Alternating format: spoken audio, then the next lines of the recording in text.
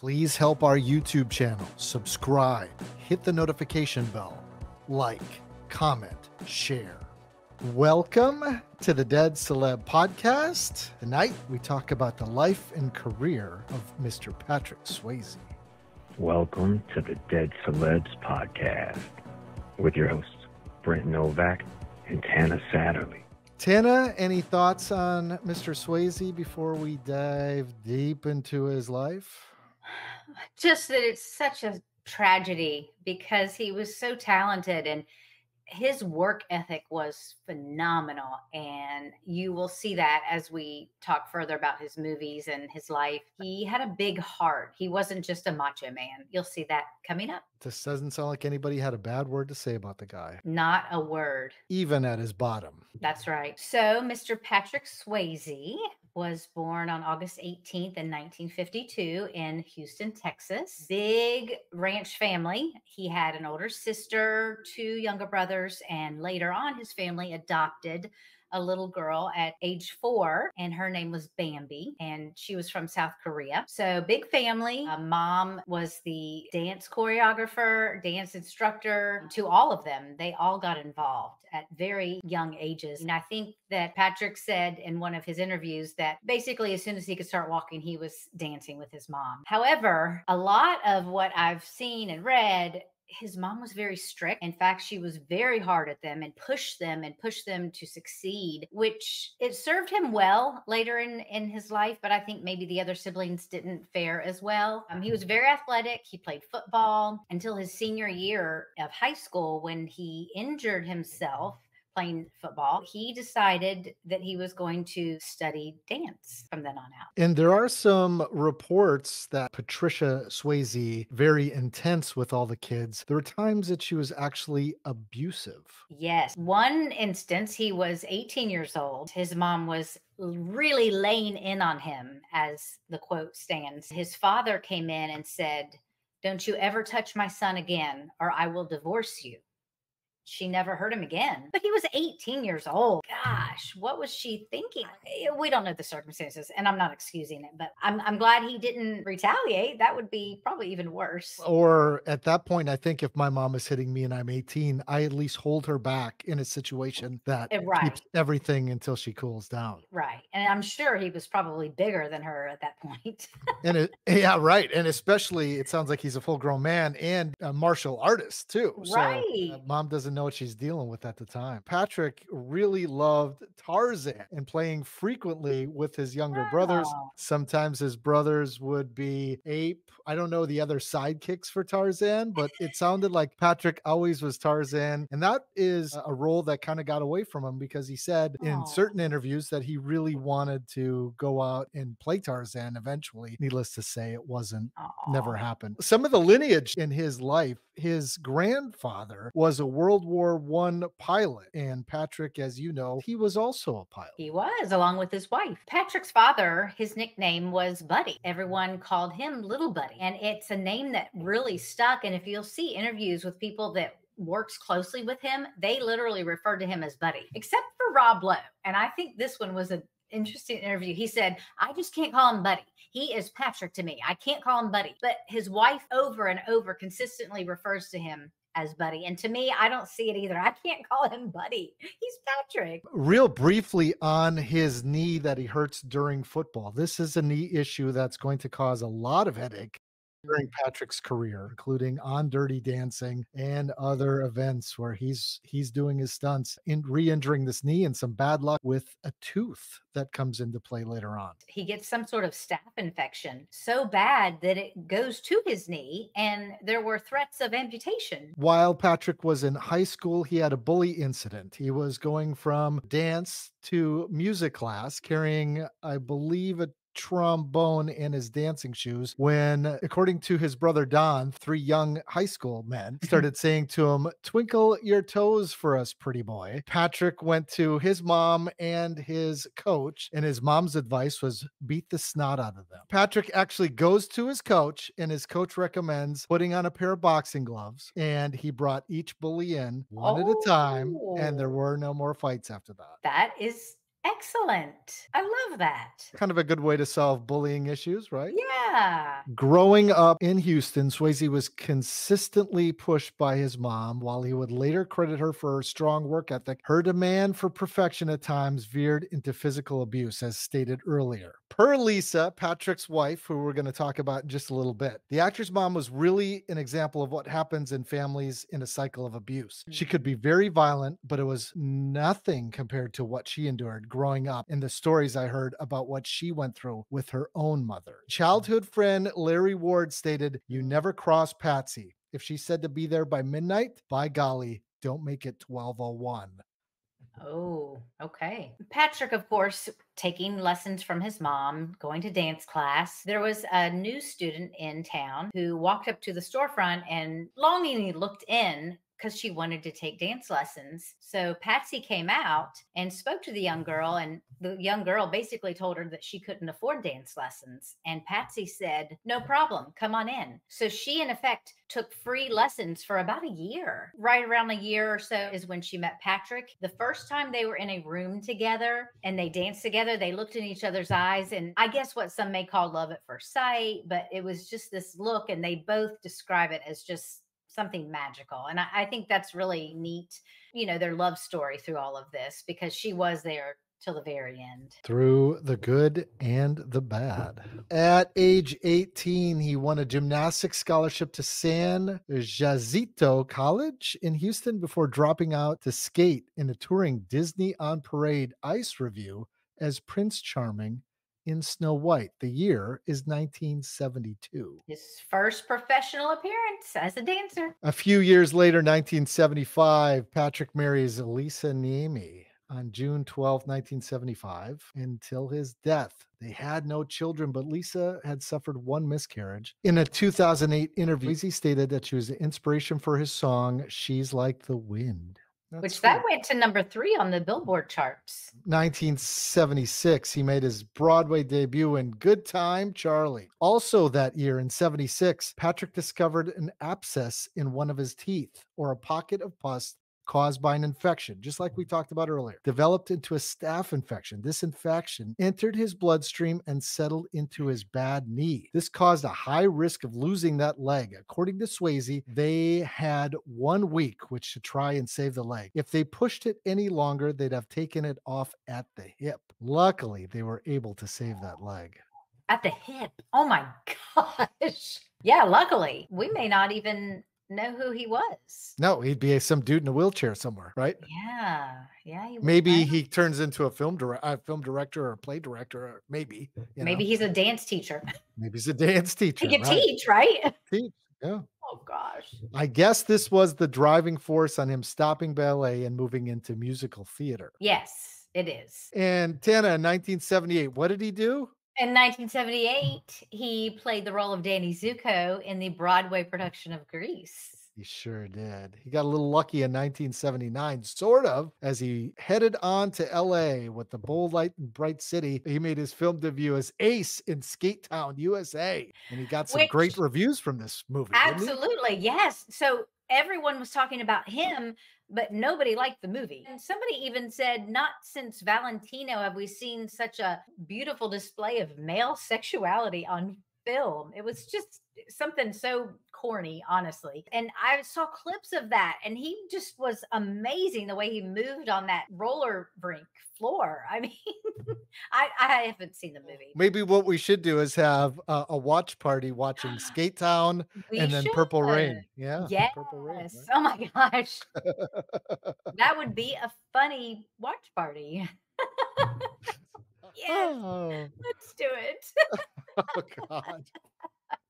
Any of our viewers or listeners right now, if you are wondering, Purple Rain is a movie that Prince was in, and we covered Prince on an earlier episode. So if you missed that, make sure you check it out. Please do. Tana has a nice review on Purple Rain and how much she loved Prince's acting.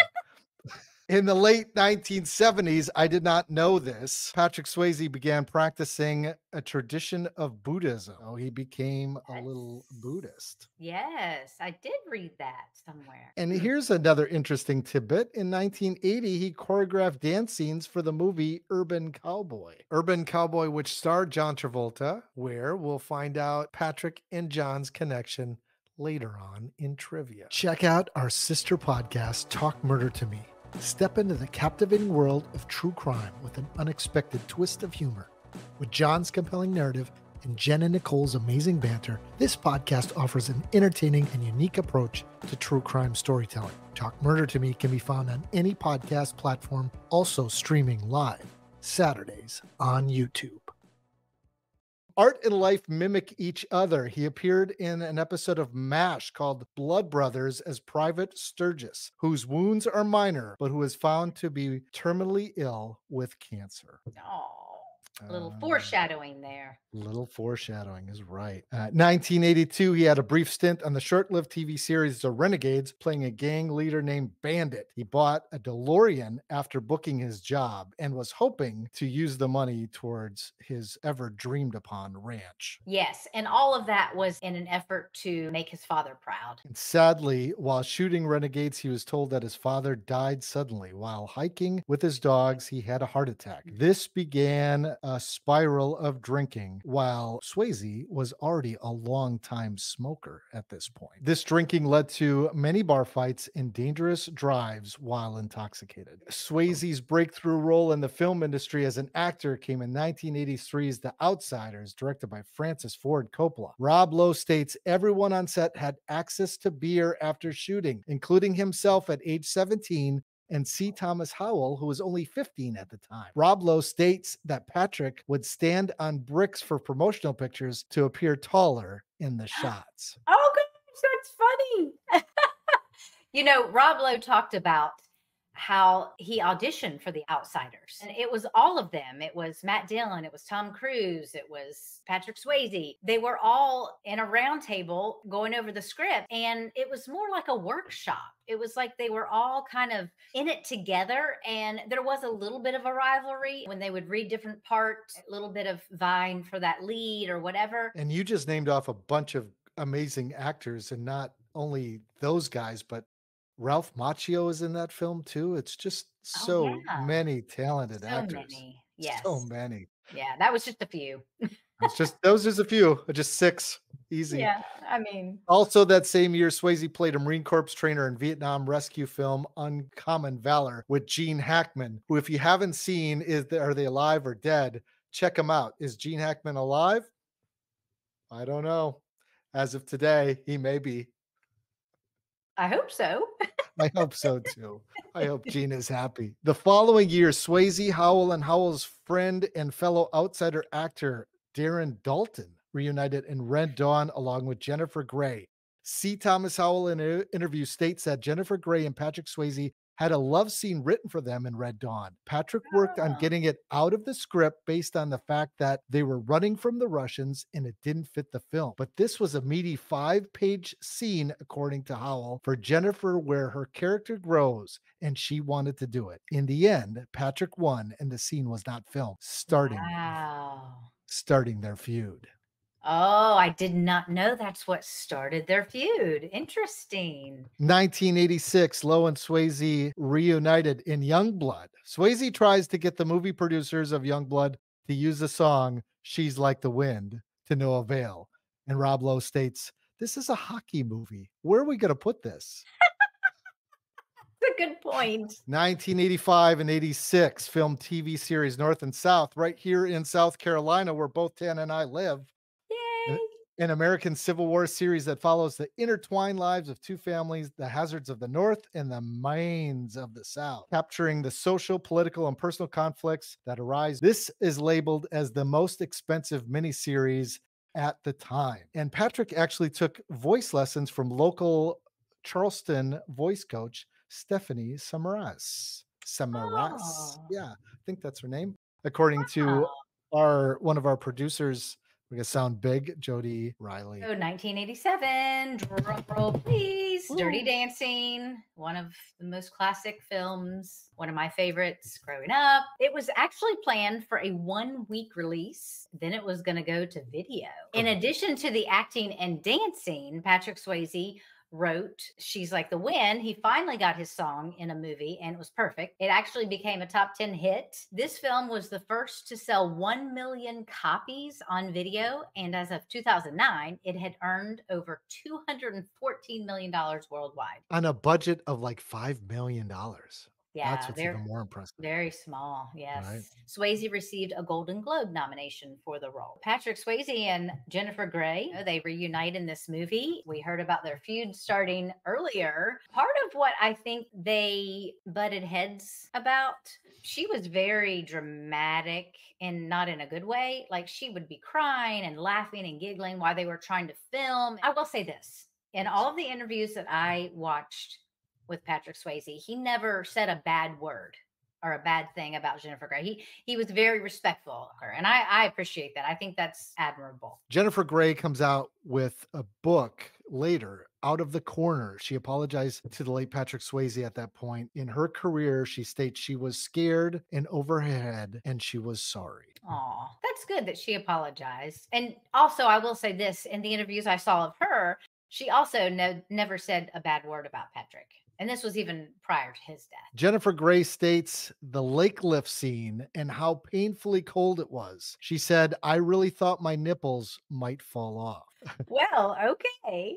More drama at Dirty Dancing. During the log balancing scene, while Jennifer Grey used the stunt double, Patrick did all his own stunts, falling several times. According to producer Linda Gottlieb, the next day, Patrick's knee blew up to the size of a grapefruit, and she had to take him to the hospital, draining the fluid from the knee. She stated very little filming time was missed. Again, talk about work ethic. He just pushed through all of that pain, and there was a lot of it through the years. 1989, Roadhouse, the action film. Swayze played the role of Dalton, the tough philosopher bouncer hired to clean up a rowdy bar. The film became a cult classic, showcasing Swayze's ability to seamlessly blend action and charisma. And then in 1990, the romance thriller Ghost, Swayze starred as Sam Wheat opposite Demi Moore, Whoopi Goldberg, and Tony Goldwyn. Interesting tidbit about Whoopi Goldberg being in the film, she wasn't the producer's first pick.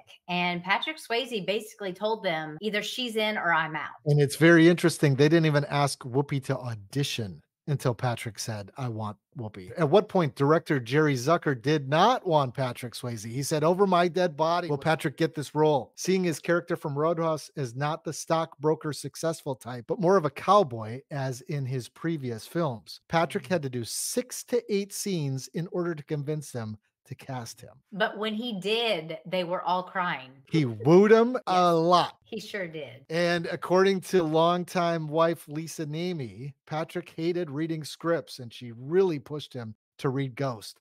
After reading it, he was in tears, saying he had to do it. Yeah. The same year Ghost comes out, a very interesting, notable skit happens with Chris Farley called Chippendales Auditions. The skit aired October 27th, 1990, and we talk about it in depth in our Chris Farley episode. Yes, that's episode number 2, so check it out. Next, in 1991, he starred alongside Youngblood castmate Keanu Reeves in another major action hit, Point Break. He was named People Magazine's Sexiest Man Alive that year. Point Break was actually, in my opinion, was a fantastic movie. I'm not a huge action thriller kind of person, but that was a fantastic movie. Interesting bit of information about Point Break. He was actually issued a cease and desist order from the producers of this movie because he was jumping out of airplanes because he wanted to do the scenes where they were skydiving. The original takes were filmed with a stunt double, but he asked them and made them promise that once the principal shooting was over, that he could go back and try to film skydiving so that he could be the actual actor in the take. He went back and did it. It's actually him. It's not a stunt double. You know, of course, I understand issuing a cease and desist. They don't want their star to be injured or die, but yeah. And looking back, you know, as a kid watching that, I'm like, oh, he jumps out of a plane. Yeah, whatever. Like it's safe, but right. Right. Yeah. if something goes wrong, you lose your actors. So they're like, okay, we've got everything we need. You can jump now. So, I mean, even though it's like a surfing movie and he does a lot of the surfing, that wasn't the difficult part for him. It was the skydiving. And it was like he was practicing. It was over and over and over. And that's why they were like, no, you got to stop this. Personally, things get a little tough for Patrick in 1993. After suffering alcohol abuse from the death of his father, he enters rehab in Arizona. His wife, Lisa, stated his drinking was out of control. It was hurting his life. It was hurting his career. Patrick saw himself turning into things he never wanted to become. Sadly, in 1994, Patrick's older sister, Vicky, after battling years of depression, had committed suicide. A mother of two, she was 46. Patrick's mom called her beautiful and gifted. Also that year, Patrick and his wife danced on stage together at the World Music Awards. So then next up in 1995, Swayze appeared in the movie To Wong Foo, Thanks for Everything, Julie Newmar, starring alongside Wesley Snipes and John Leguizamo. Leguizamo, is that how you say it? Leguizamo. They star as three drag queens. And let me tell you, I think his years of dance training, I mean, he's a perfect drag queen, right? Yeah, he is. He's almost too perfect. And it's Leguizamo is how it's pronounced. Whatever. I'm sorry. Leguizamo. I'm trying to be all Italian. Yeah, and he's Mexican, I think. He's Spanish. Okay, blooper. That's awesome. Well, as a kid, I remember saying, I am so disappointed because we're 95, so I'm 20 years old, and I'm like, why is the Roadhouse actor why was he dressing up like a girl? I don't want to watch that, you know? Yeah, I could see how you would say that. Yeah. I did it just like that, too. 1997, he gets his star on the Hollywood Walk of Fame. 1998, while filming Letters from a Killer, Swayze was thrown from his horse at high speed where he was crushed into a tree. He broke both legs and tore the muscles in his shoulder, causing him to stop doing his own stunts. A couple years go by and Swayze's career is fairly quiet, but he's still drinking. Swayze, who is a pilot, made the news on June 1st, 2000 while flying with his dogs in his twin-engine Cessna from Van Nuys, California to Las Vegas, New Mexico, not Nevada. His plane developed a pressurization problem, causing Swayze to make a precautionary landing on a dirt road in a housing complex in Prescott Valley, Arizona. Plane's right wing struck a light pole, but Swayze was unharmed. According to the police report, witnesses said that Swayze appeared to be extremely intoxicated and asked for help to remove evidence from the crash site, namely an open bottle of wine and a 30-pack of beer. He made himself unavailable to police for several hours. It was later determined that the alcohol in question was not in the cabin, but stored in the external storage compartments inaccessible in flight. And the probable cause of the accident was Swayze's physical impairment due to the cumulative effects of carbon monoxide from engine exhaust, byproducts, carbon monoxide from heavy tobacco use, and a loss of undetermined amount of cabin pressures, resulting in hypoxia. Oh. Yeah, that's a mouthful. All that is a mouthful, but it looks like Swayze could have been drinking and maybe he wasn't. And maybe if he was hiding it, but he was smoking in his plane while he was flying. He was a heavy smoker. Swayze would later say about his alcohol abuse, drinking becomes a little secret world that you think nobody knows about. I hear a lot of alcoholics say that. In 2001, he appeared in Donnie Darko, where he played a motivational speaker who is revealed to be a closeted pedophile. And also that year, he co-starred with Billy Bob Thornton and Charlize Theron in Waking Up Reno, which focuses on two redneck couples taking a road trip from Little Rock to Reno to see a monster truck rally. I don't think I ever saw that movie. I don't think I ever will see that movie. Really I feel like Donnie Darko was the end of his movie career, even though it was a smaller indie. When you think of Patrick's movies, I think most people will put Donnie Darko in there. They're not going to say this Billy Bob Thornton movie. They're not going to say his last TV show, which he worked really hard on, which is sad. I know, it's very sad because he worked super hard being sick and going for treatment. Yeah. So in 2004, he had a cameo appearance in the Dirty Dancing prequel, Dirty Dancing Havana Nights, as an unnamed dance instructor. But we know who that dance instructor was, don't we? We know who he Yeah, was. absolutely. He What was was his- actually, I don't know what the character's name was, but he was offered like $6 million to do a sequel for Dirty Dancing, and he turned it down. I don't know. I have a feeling it would have been garbage, though, don't you? Yeah, that would be hard to top. There'd be so many expectations on it. And if it didn't turn out to be good, there aren't many sequels that are better than the original anyway. Yeah, You there know? aren't. More plane issues on December 27th, 2006. Swayze and Niemi, who was also a licensed pilot, experienced a second incident while flying together en route to their New Mexico ranch. During the climb from the original airport, they experienced a loss of power followed by a total failure of the right engine. Niemi, who was in the pilot seat for the flight, successfully landed the plane in Van Nuys. In late December 2007, just after filming the pilot episode for The Beast, Swayze began to suffer a burning feeling in his stomach caused by a blockage of his bile ducts.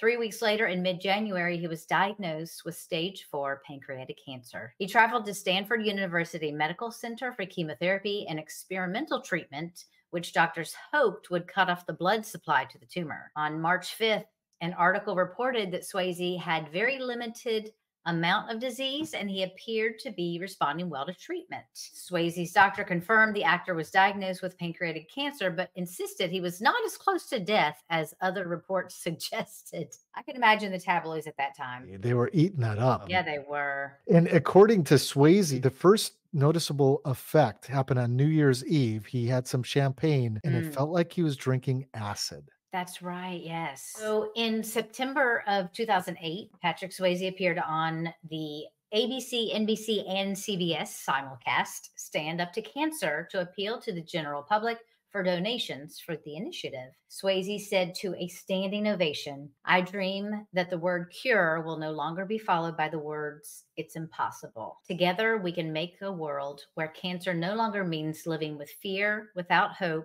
or worse." People went up to Swayze and said, there's a cure for cancer. There's got to be a cure for cancer. And he came out and stated, if there was one, I'd find it. So in 2009, in an interview with Barbara Walters, which aired in January, Swayze admitted he had a little tiny mass on his liver, but he told Walters that he wanted the media to report that he was kicking it. When Walters asked him if he was using any holistic alternative methods of treatment besides chemotherapy, Swayze said he was using some Chinese herbs. Well, she said, you're a lifetime smoker. Are you still smoking? And he said, yes, I'm still smoking. And she said, why? And he said, what's the point of quitting now? Which is very interesting. That cigarette owns you. Yeah. I mean, he's not wrong. Why quit now? It's done its damage. And he even admitted, I believe in that same interview, she asked him, do you think that smoking contributed to this cancer? And he said, probably so. He couldn't quite say yes. Probably. He couldn't quite. Yeah. In his final role, Swayze starred as FBI agent Charles Barker in the indie drama The Beast, which was filmed in Chicago. The Beast premiered on January 15th and ran for one season. Reviewer Alan Spinwall wrote, you watch Swayze in The Beast, you realize that this is the best performance of his career, that the opportunity to play a part like this and to play it as well as he is may be fueling his ability to keep fighting against the cancer. And you realize, in an odd silver lining, that the cancer may, in turn, be fueling the performance. One of the interviews talking about his filming of this, he would film for 12 hours a day, Monday through Friday, and then he would have his chemotherapy treatments on the weekends. There's no time to rest. Not only that, if he had a 6 a.m. call time, he'd have to get up at like 3 or 4 in the morning because he said, he was putting it delicately, but he talked about getting the pipes moving and getting his digestive system working properly. He had to get up 2 hours before he really needed to get his body like moving and ready and awake for the day. And I mean, I don't want to get into it. My daughter is a cancer survivor. And so I know all about, the plumbing and the things that chemotherapy does to your body. It's not pretty. I can't even begin to imagine. How old was he at this time? Grown man doing this And my daughter, when she went through treatment, was only 12 and 13. And I mean, the kids like that they have energy, right? I mean, even if they are going through treatment, I mean, she was tired, and I probably need to go back and watch this because of this, just to honor him, because what a performer, what a great work ethic, great show of persevering to the end. Wow. We need to resurrect this. Let's The Beast. Everyone needs to watch The Beast. Everyone needs to watch The Beast. I think that's a great idea. I don't know where it's streaming, but we need to find it. We need to find out. January 9th, 2009, Swayze is hospitalized with pneumonia, which was said to be a complication of chemotherapy for his cancer. But on January 16th, just 7 days later, he is released from the hospital to rest at home with his wife. On April 19th, doctors informed Swayze that his cancer had again metastasized to his liver.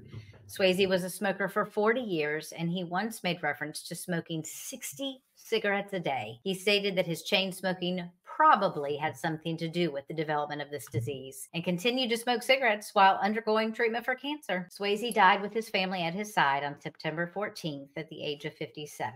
His death occurred 20 months after his cancer diagnosis. And one thing to mention about pancreatic cancer, most people that are diagnosed with that, I mean, we're talking 6-8 months, and that's it. For him to live for almost 2 years, that's just incredible. Obviously, his survival, will to live, and I'm kicking it, like he mentioned earlier, And A&E to take the gamble that he's going to survive at least a season. That's crazy. Exactly. That was pretty impressive. And according to a lot of reports, his last words were to his wife, and they were, "I love you." And during that time, he was in a coma, and she stayed by his side the whole time until he passed. Great love story. September 2009, the same month Patrick passes, the book The Time of My Life is published.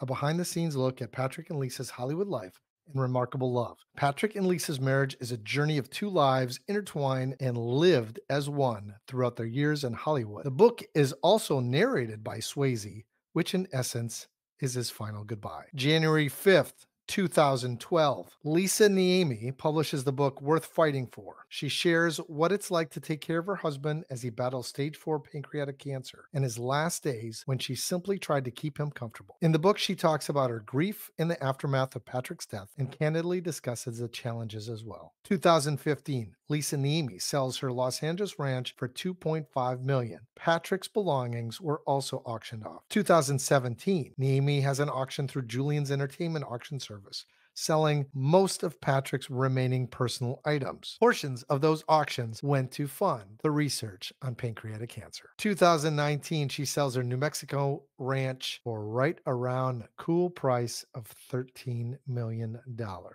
All right, everybody, here's one of our segments. It's Tana's Trivia, brought to you by the great people across the country. Thank you for everyone who watches and listens.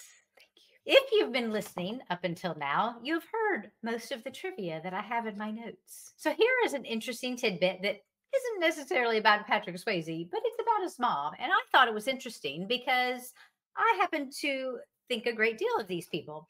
So 2 of Patsy Swayze's dance school students included Debbie Allen and John Travolta. I didn't know that. I didn't know that John Travolta took dance lessons, and from Patrick Swayze's mom. How cool is that? And Debbie Allen, I don't know if you watched Grey's Anatomy. She's been a fantastic dancer and choreographer for a lot of different things, and she's fantastic. So I think it was very cool that she and John Travolta trained with Patrick Swayze's mom.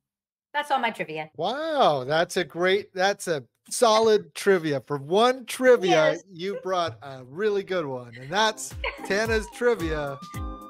Thank you, Tana. Appreciate that. Do we have any quotes? Yes. We do. Just one. All right. So another segment is Tana's quotes. Again, she's gonna give us one. Just one. Sometimes that's all you need. It's just one. This is a good one though. Good-looking people turn me off. Myself included. I don't know. I don't believe that, because I think if he was alive and could be with himself, he would, because he was a good looking dude. Yeah, good looking dude. Yeah. Right. Come on. Yeah, he was.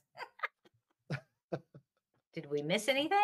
He was in a Notorious B.I.G. song. There were several rappers because Swayze rhymes with crazy. And also, after the movie Ghost came out, I'm going to Swayze, meaning I'm going to be a ghost or whatever. Like that was kind of like synonymous with, okay, I'm ghosting you. I'm leaving. I'm going to Swayze out. Yeah, there were actually, I think there were 2 or 3 different rappers that did that. Well, I guess that is the life and death of a Mr. Patrick Swayze. It's a little less tragic than most of our celebrities we've done.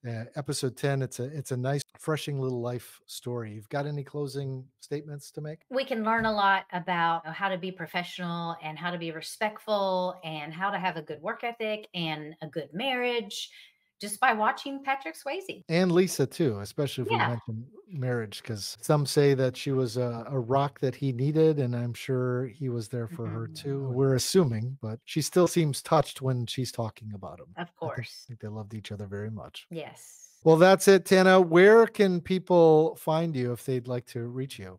You can reach me at Tana, Tana, at dead-celebs.com.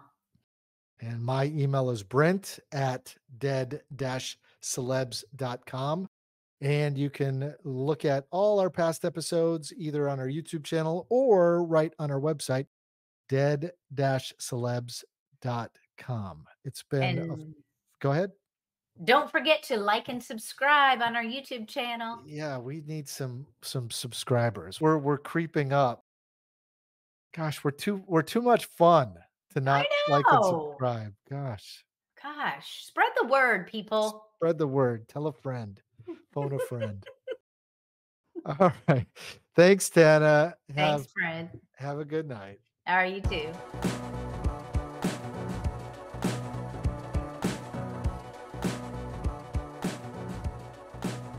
For a legal disclaimer, please visit www.dead-celebs.com. The Actor Factor brings the industry knowledge to you firsthand from professionals, including working actors, directors, managers, and more. Find it anywhere podcasts are streamed. If you are struggling with thoughts of suicide, please reach out. Help is available. Dial 988 for the Suicide and Crisis Lifeline.